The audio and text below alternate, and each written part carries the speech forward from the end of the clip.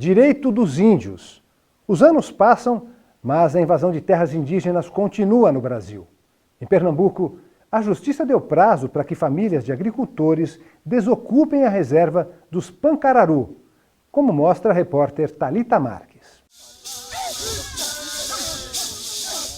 Estamos na terra indígena Pancararu, no sertão de Pernambuco.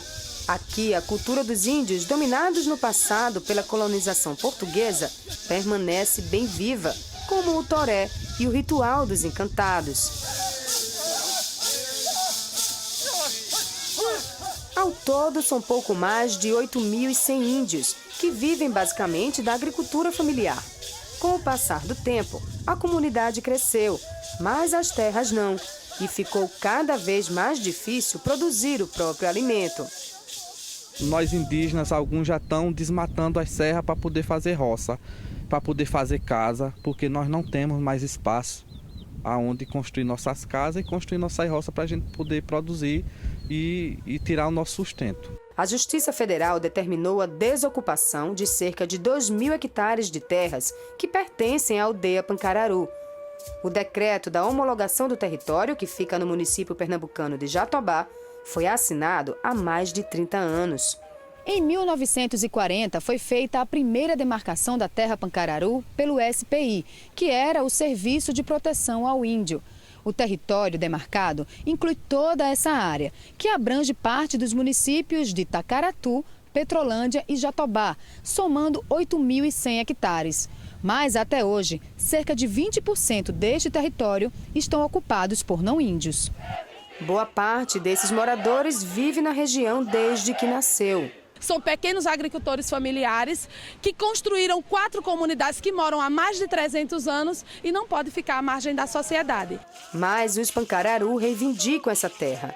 Eles dizem que, além de ter um vínculo afetivo, a área é ideal para a agricultura dos indígenas. Na tentativa de fazer uma desocupação pacífica, a Justiça Federal mediou alguns acordos entre os não-índios e os líderes da aldeia.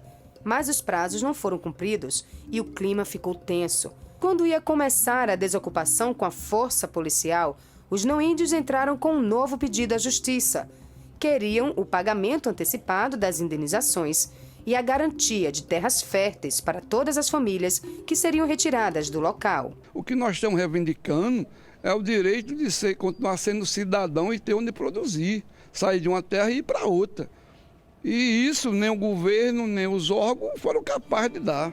O Tribunal Regional Federal da 5ª Região negou, por unanimidade, o pedido dos ocupantes não-índios. Os desembargadores se basearam na decisão final do título de reconhecimento das terras do povo Pancararu em 2010. Na verdade, a lógica defendida pelos agravantes era exatamente inversa. A sentença disse: saiam para ter direito à indenização, saiam para serem realocados em outras áreas, e não o contrário. Mesmo diante das reivindicações, o magistrado explica que a decisão levou em conta os direitos dos povos indígenas previstos na Constituição Federal. Que é justamente o que dispõe o artigo 231 da Constituição, quando defere aos índios a proteção às suas terras, os costumes, a sua história, e não havia por que, nesse caso, prevalecer um direito de moradia, que inclusive poderia ser,